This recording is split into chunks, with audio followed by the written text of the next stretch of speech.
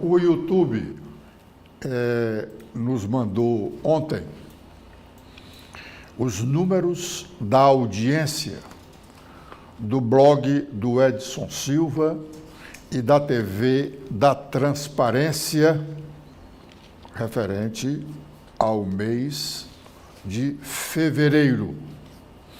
É o terceiro mês seguido que o YouTube faz o registro de nossa audiência.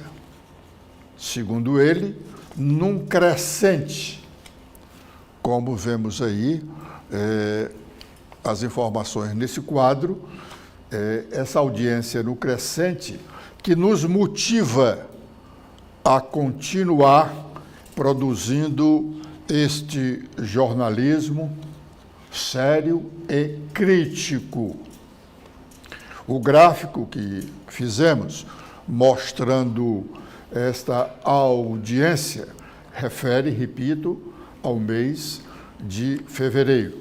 E nessas informações com relação a fevereiro, ele faz uma comparação das audiências que foram registradas no mês de janeiro, no mês de janeiro e no mês de dezembro. Nós tivemos um acréscimo significativo, tanto de audiência quanto de número de pessoas inscritas no nosso canal do YouTube aqui, da TV da Transparência. Isso vale muito mais, além do obrigado. O nosso obrigado a essa audiência nos motiva a continuar fazendo esse jornalismo. Segundo o YouTube, no mês de fevereiro, um mês de 28 dias, além de termos aumentado o número de pessoas inscritas na nossa página, 118 pessoas, nós tivemos um total de mais de 10 mil visualizações e tivemos 130.300 minutos de audiência. Se você dividir isso por 60 minutos, você vai ver a quantidade, o montante de dias de audiência que nós tivemos neste mês, ou melhor, no mês de fevereiro. Muito grato aos cearenses, aos brasileiros, aos internautas do mundo inteiro, por nos conceder essa importante e qualificadíssima audiência. Continue conosco. A nossa disposição é de sempre fazermos este jornalismo sério e crítico. O deputado estadual Marcos Sobreira, obrigado. O deputado estadual Marcos Sobreira foi ontem à tribuna da Assembleia Legislativa Cearense para criticar os jornalistas que publicam informações sobre divergências entre o senador Cid Gomes e integrantes do PT cearense, notadamente Camilo Santana, José Guimarães e o próprio governador Elmano. Recentemente, fizemos um comentário dizendo que Cid tem dito a pessoas próximas que Elmano não está bem posicionado para disputar uma reeleição. E, por isso, o governador não deveria insistir em ser candidato à reeleição, para não levar os seus correligionários a uma disputa suicida.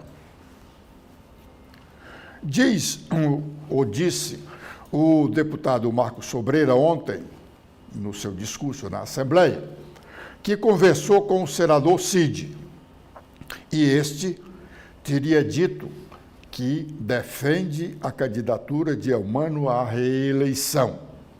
Por isso, as notícias em contrária seriam intrigas feitas por jornalistas para prejudicar o atual projeto político do governador.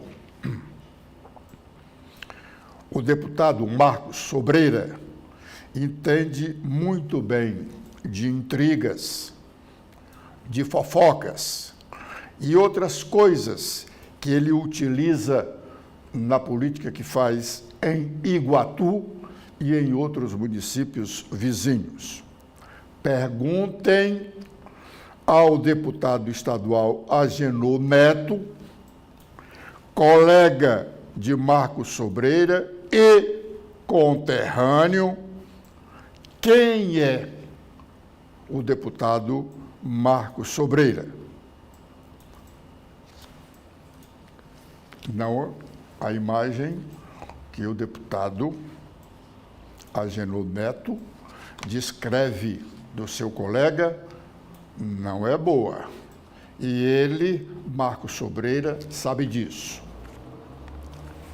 Não é só o senador Cid Gomes quem fala da difícil situação política do governador Eumano de Freitas.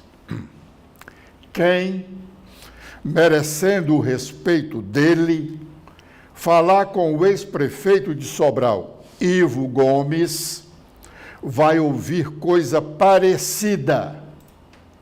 E ele, Ivo, ainda acrescentando como exemplo de candidato derrotado por antecipação, o ex-governador Lúcio Alcântara, derrotado por Cid, mesmo ele, Lúcio, estando com o governo muito bem avaliado. O deputado Marcos Sobreira não tem autoridade para desautorizar profissionais de comunicação que se impõem ao respeito. Ele, deputado, agradaria melhor os seus patrões de plantão, porque ele tem, os patrões dele sempre estão no governo. Sempre estão no governo. Então, os patrões de hoje são os que estão no governo, a partir do governador Eumano de Freitas. Então, ele, para agradar os seus patrões de plantão, melhoraria ou agradaria mais se ficasse calado, deputado. O nosso programa, a nossa entrevista de hoje ao meio-dia, feita pelo professor Clésio Arruda, no programa Gestão Pública, merece a atenção de todos os nossos telespectadores. Vamos ouvir o que diz o nosso âncora da entrevista de hoje, o professor Clésio. Todos, mais uma versão do programa Gestão Pública na TV da Transparência. Hoje vamos discutir a questão da criminalidade e a economia. E conosco está aqui no nosso estúdio o professor Nestor Santiago, que é advogado criminalista, doutor mestre especialista em Direito, professor da Universidade de Fortaleza e da Universidade Federal do Ceará. Aguardamos a todos para esse debate ao meio-dia. Bom, um dos editoriais do jornal Estado de São Paulo, do Estadão, de hoje, já mencionado nas manchetes aqui, anunciadas pelo Ossali e pela Sara, fala do reflexo do resultado da eleição interna para o Comando Nacional do PT no governo Lula. O editorial começa dizendo que o Brasil não passará incólume à profunda crise que abate o PT. A fissura da legenda levada ao paroxismo no conflito aberto entre os morubixabas, que integram a sua principal corrente, envolve a sucessão de Gleisi Hoffmann na presidência do partido, posto que ela ocupava desde 2017. Não está em jogo, porém, apenas a escolha de um nome para presidir o partido. Se fosse só isso, não teria a menor importância. Quem suceder a Gleisi, contudo, também dirá muito sobre a bússola que orientará o futuro imediato do partido do presidente Lula da Silva. E nessa condição, que é preciso reconhecer, o que acontece hoje no PT interessa muito ao restante do país, porque os rumos do partido, de certo, afetarão os rumos do governo Lula. E prossegue no seu segundo parágrafo. O editorial do jornal O Estado de São Paulo, da edição de hoje. Nesses 8 anos, coube a Gleisi não só liderar o partido durante o calvário enfrentado por petistas ante a Lava Jato, o impeachment de Dilma Rousseff e a prisão do Lula da Silva. Ela também esteve no epicentro de alguns dos principais conflitos envolvendo o PT, contribuindo enormemente não para a pacificação e a reconstrução de um país fraturado, e sim para a continuidade da polarização. Ela foi uma defensora incansável de posições radicalmente opostas ao que se esperava para um governo de frente ampla, com seus ataques à política econômica, muitos dos quais em golpes abaixo da cintura do ministro da Fazenda, Fernando Haddad. Gleisi fez do PT um caso único no mundo. O partido do presidente e líder da coalizão governista é aquele que primeiro e mais enfaticamente se opõe a iniciativas do próprio governo. Uma oposição a si mesmo. E prossegue o editorial de hoje do jornal O Estado de São Paulo. Nós vamos mostrar imagens na tela do Instagram do advogado Evandro Vidal. Vamos ver as imagens aí. Bom, essas imagens do Instagram. Esse advogado, Evandro Vidal, ele está envolvido numa briga feia. Essa briga feia está rolando, envolve esse advogado, o Evandro Vidal, e o deputado estadual Apóstolo Luiz Henrique. Essa briga, pela extensão que ela tomou, merece uma atenção especial do corregedor da Assembleia Legislativa cearense, pelo fato de, em sendo verdade algumas das acusações contra o deputado, ter aí a figura da quebra do decoro parlamentar. Já aconteceu, segundo o relato, e imagens mostradas pelo próprio advogado, aí está a imagem dele no hospital com a máscara, já aconteceu até tentativa de homicídio contra o advogado, em frente ao templo da igreja do deputado, que se auto-intitula de apóstolo. Cristo escolheu seus 12 apóstolos, e só se conhece de apóstolo esses 12 que foram escolhidos por Jesus Cristo. Um deles foi o traidor, o Judas. Mas o deputado se auto-intitula de apóstolo. Bom, o deputado foi denunciado pelo advogado e nós estamos com documentos que comprovam o que estamos a dizer, o deputado foi denunciado pelo advogado ao PROCAP, que é um órgão do Ministério Público Estadual que trabalha com crimes contra a administração pública. O advogado acusa o deputado Luiz Henrique de nepotismo, cruzado e direto. Ele diz que, além disso, o deputado usava os seus assessores na Assembleia, os assessores pagos pela Assembleia, para trabalharem lá no seu templo.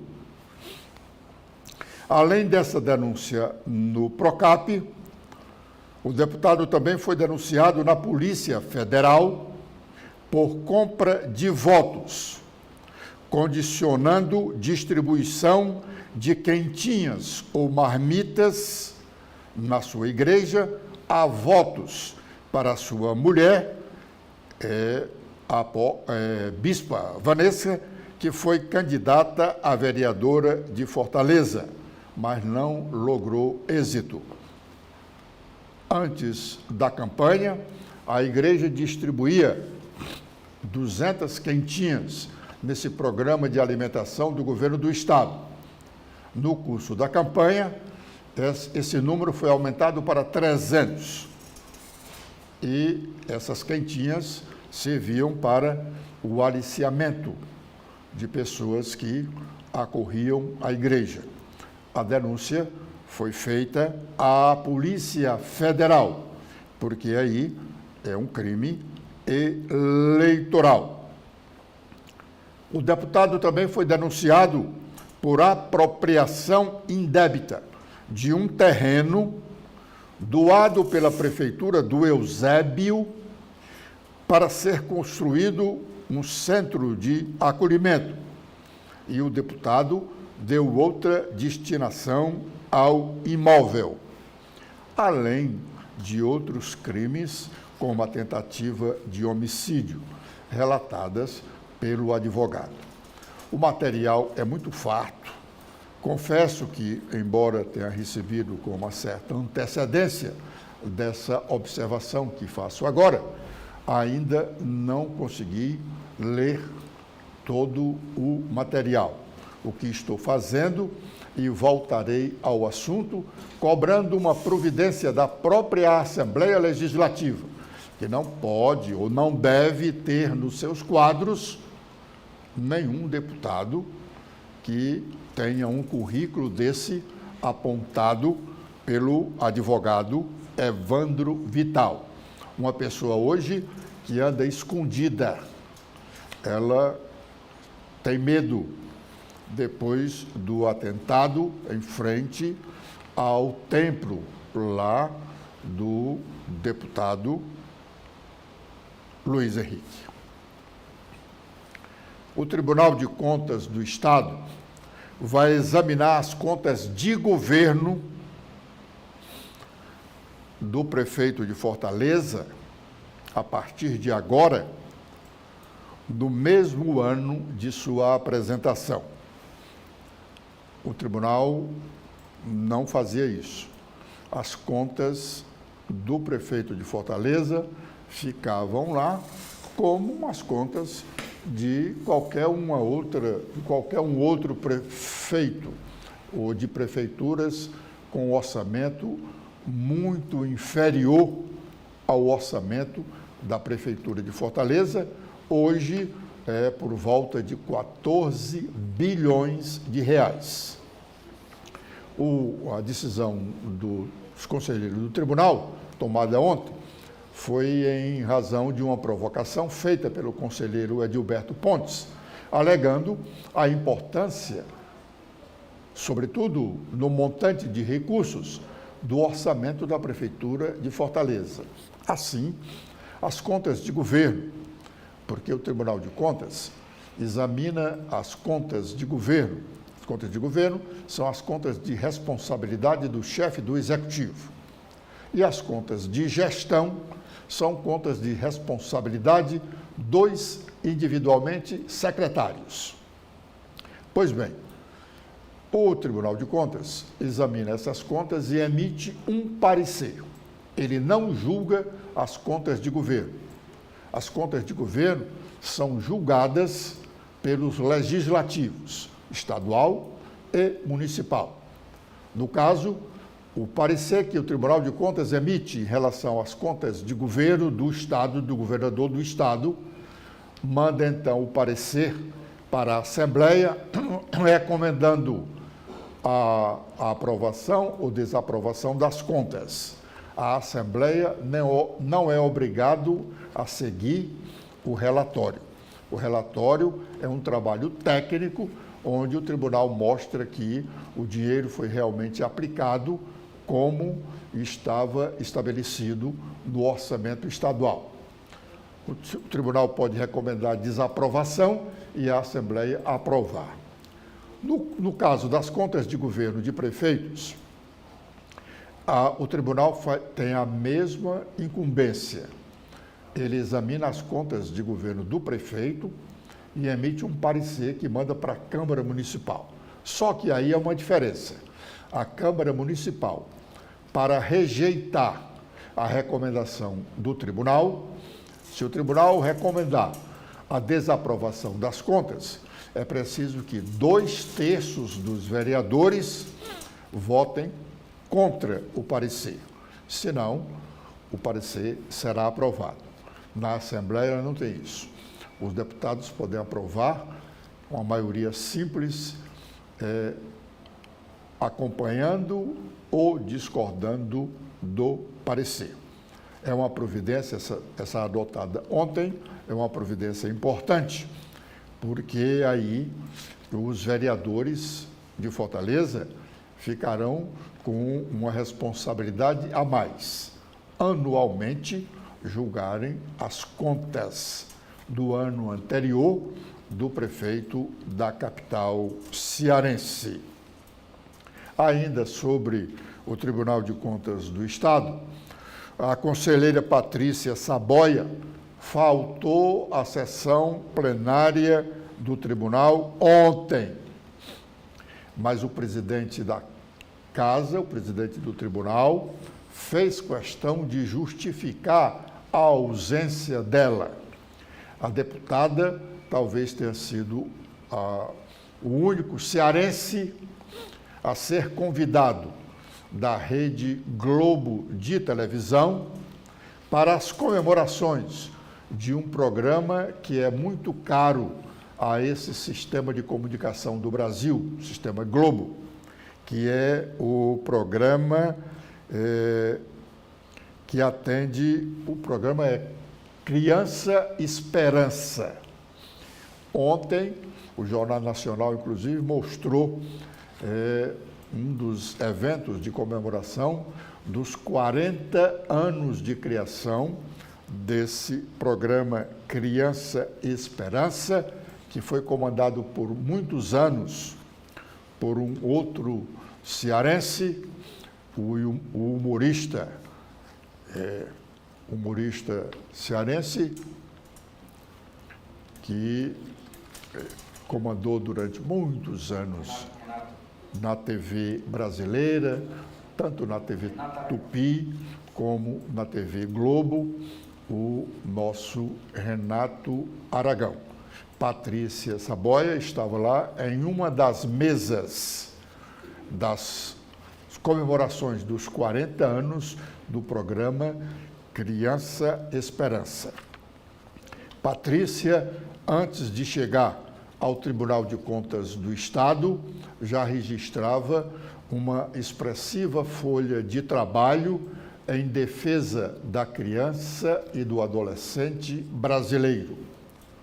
Ela, enquanto casada com Ciro Gomes, foi primeira-dama do município de Fortaleza, Ciro foi prefeito, e foi primeira-dama do Estado. Ciro, óbvio, também foi governador. e ela prosseguiu o trabalho dela, mesmo depois de separada do ex-governador Ciro. Ela foi senadora da República e lá também tem um registro importante da sua participação em defesa da criança e do adolescente brasileiros. Nós vamos encerrar o nosso programa com uma nota triste, porque nós registramos o falecimento que ocorreu ontem em Fortaleza do cronista esportivo Júlio Salles, narrador esportivo dos mais respeitados no estado do Ceará há algumas décadas.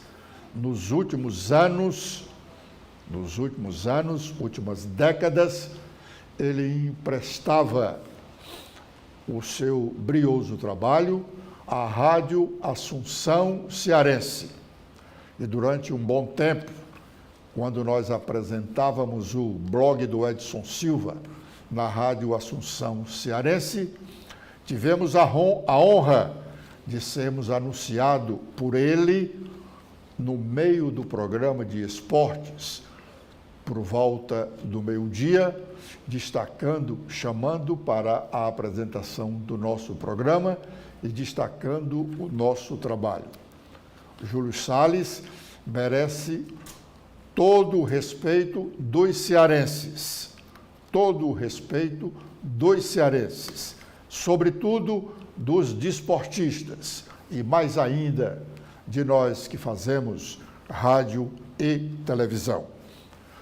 Ele morreu ontem, pela manhã, e o velório ainda está acontecendo até o final da tarde de hoje, na funerária Eternos. Que Deus o acolha, Júlio Salles.